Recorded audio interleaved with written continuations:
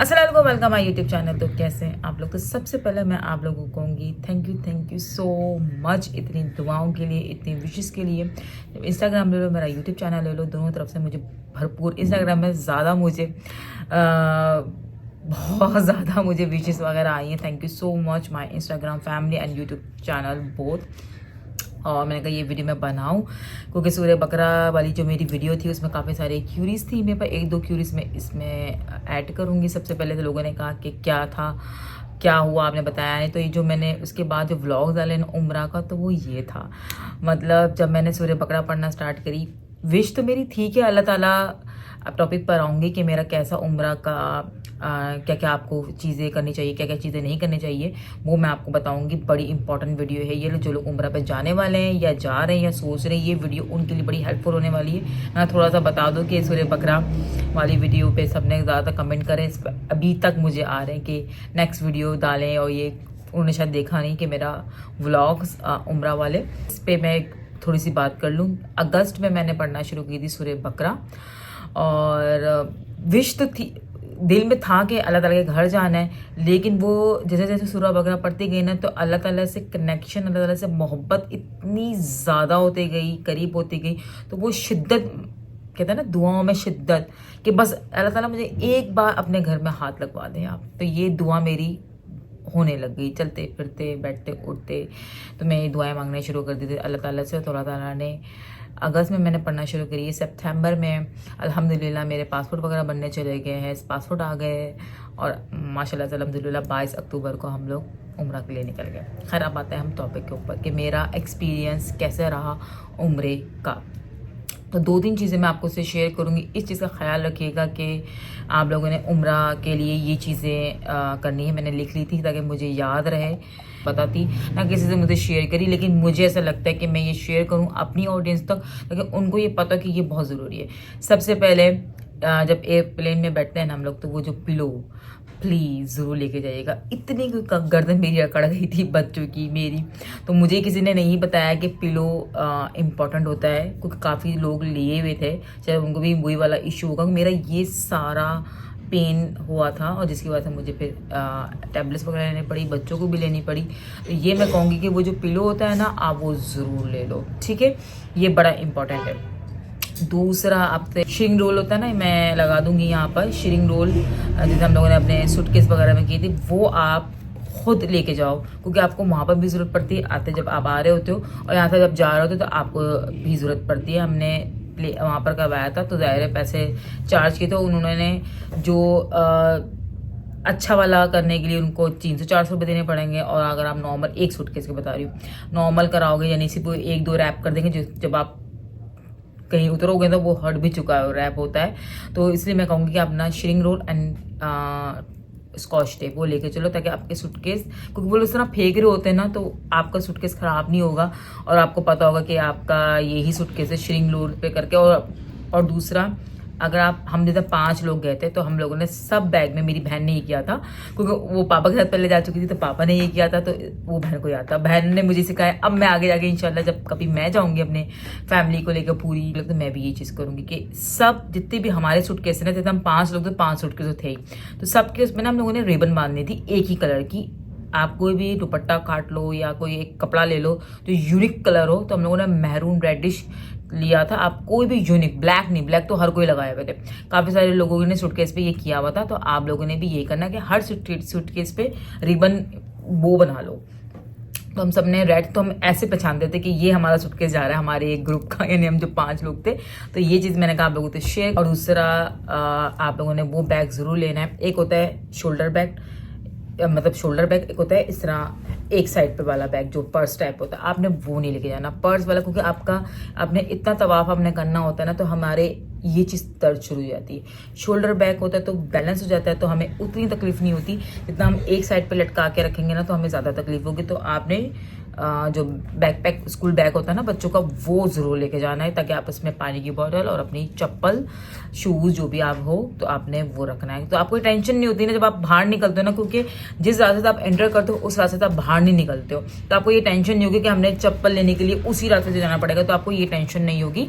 आप इब्राहिम यहाँ खड़े में, उनको कोई टेंशन नहीं होगी। आपके शूज़ आपके बैग पे होगे तो आपने यहाँ एंट्री करोगे तो यूं करके यूं निकालते हैं वो लोग, इस तरह का उनका कोई सिस्टम होता है। मतलब आपने अगर यहाँ एंट्री की तो आप वापस ऐसे नहीं जाओगे। तो आपने चप्पल तो वहाँ रख दी तो आपको टेंशन होगी चप्पल लेने से, इसलिए बैग के अंदर ही आप अपने अपने शूज़ और चप्पल जो भी होगा वो सब अपने अपने डाल लो, तो अपना बैग कर लो, तो वो इम्पोर्टेंट है।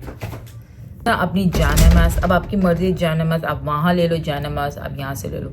जान नमाज ज़रूर लो, क्योंकि कभी भी कहीं पे भी नमाज शुरू हो जाती है, अजानें शुरू हो जाती हैं, फिर आपको पढ़ना पड़ता है नमाज, तो आपके हाथ में, आपके पास, आपके बैग में जाए नमाज ज़रूर होना चाहिए। हैंड बैग में रखो, जहाँ आपको कंफर्टेबल हो जाए नमाज आप ज़रूर रखो। दूसरा, शॉपिंग का जो मेरा एक्सपीरियंस रहा, मदीना ज़्यादा एक्सपेंसिव है मक्का से। तो जो लोग अगर अपने रिलेटिव के लिए कुछ भी लेना चाहते हो ना, तो आप मक्का से ले लो, मदीना का मत सोच के जाइएगा। हमें किसी ने कहा था मदीना सस्ता है, आप मक्का से ना लो, तो यहाँ चीज़ हम लोगों ने थोड़ा सा वो किया कि नहीं, मक्का ज़्यादा रिजनेबल है, मदीना एक्सपेंसिव है। तो आप अगर कोई भी चीज़ लेना चाहते हो, किसी के लिए गिफ्ट लेना चाहते हो, तो आप मक्का से ले लो, मदीना से ना लो, क्योंकि मदीना एक्सपेंसिव है।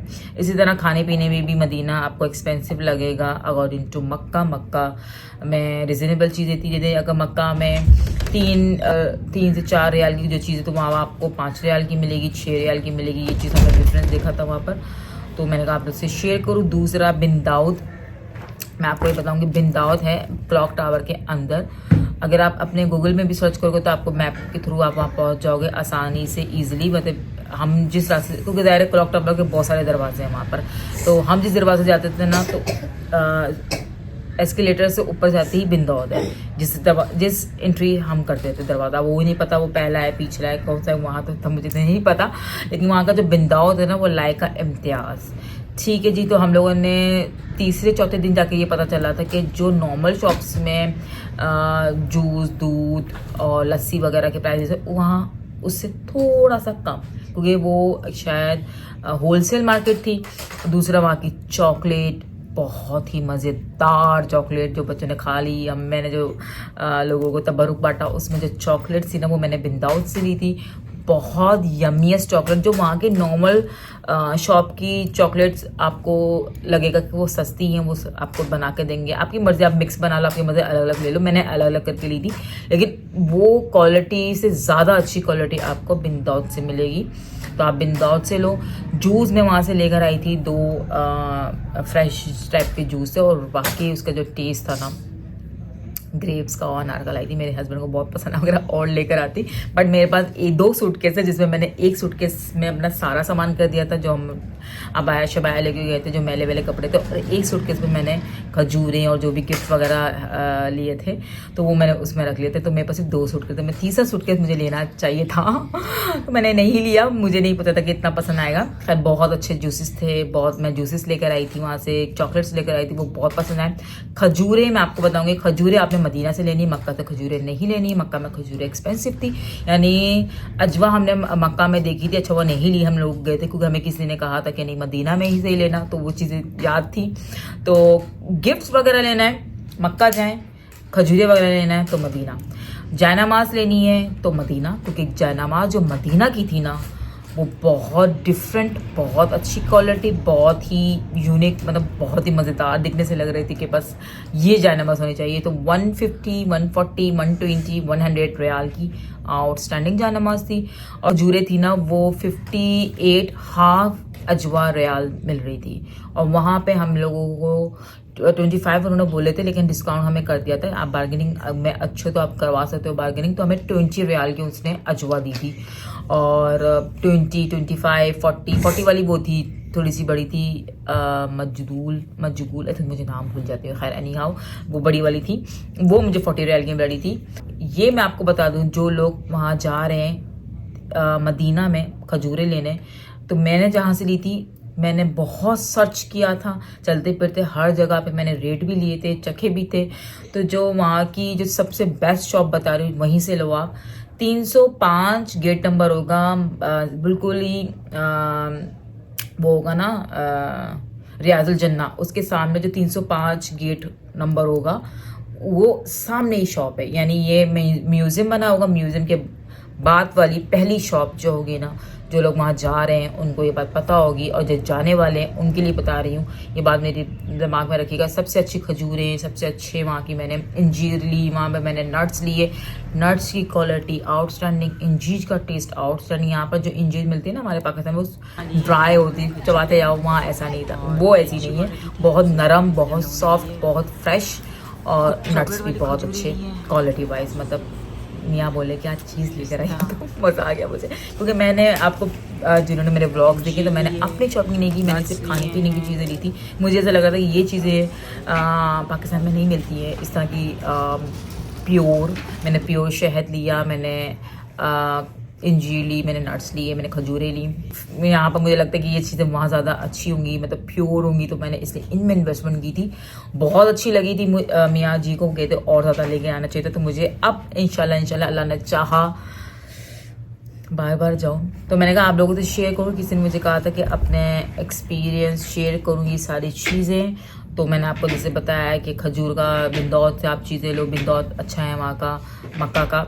आई थिंक सो मदीना में भी बिंदौत था, क्योंकि मैंने लोगों के हाथ में शॉपर देखी थी, बट मैं वहाँ गई ही नहीं, क्योंकि हमारे पास मदीना की जो टाइम था ना वो सिर्फ 4 डेज़ था। 4 डेज़ में क्या क्या, क्योंकि हमें ज़ियारत के लिए भी जाना था, हमें रियाद जन्नत का अलग टाइम था, फिर हमें एक दिन हम लोगों ने शॉपिंग के लिए निकाला हुआ था, एक दिन हम लोगों को पैकिंग सारी करनी थी, तो हम लोग उस तरह नहीं घूम पाए। लेकिन इंशाल्लाह अल्लाह ने चाहा, अल्लाह दोबारा मुझे बुलाए, क्योंकि अब दिल नहीं लग रहा, क्योंकि जो रूह को मिला है ना सुकून, वो किसी भी ट्रिप, अब तक मैंने इतने ट्रैवल किए, इतने ट्रिप किए, जो मुझे रूह को सुकून मिला ना वो ये वाला। मैं दोबारा जाऊँ, बार बार जाऊँ, हर बार मुझे अल्लाह ताला बुलाए।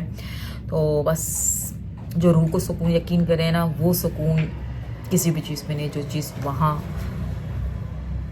दुनिया की फ़िक्रों से दूर, वो वाला रूह को सुकून मिला, और अब तक वो अंदर है कि रूह को सुकून मिल गया।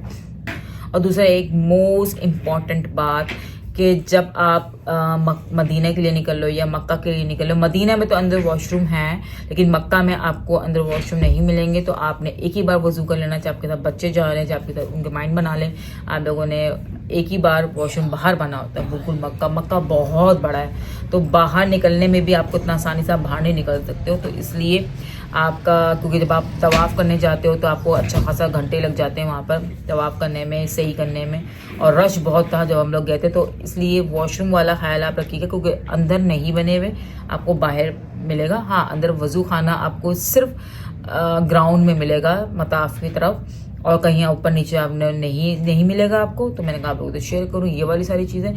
और काफ़ी चीज़ें उन्होंने बंद भी की हुई थी, काम कंस्ट्रक्शन हो रही थी। खैर मैंने कहा ये वीडियो आप लोगों को शेयर करूँ, ताकि जो लोग वहाँ जा रहे हैं, आ रहे हैं, उनके लिए ये हेल्प हो। खैर आई होप आपको मेरी ये वाली वीडियो आपकी हेल्प की होगी तो लाइक कमेंट शेयर कर दीजिए।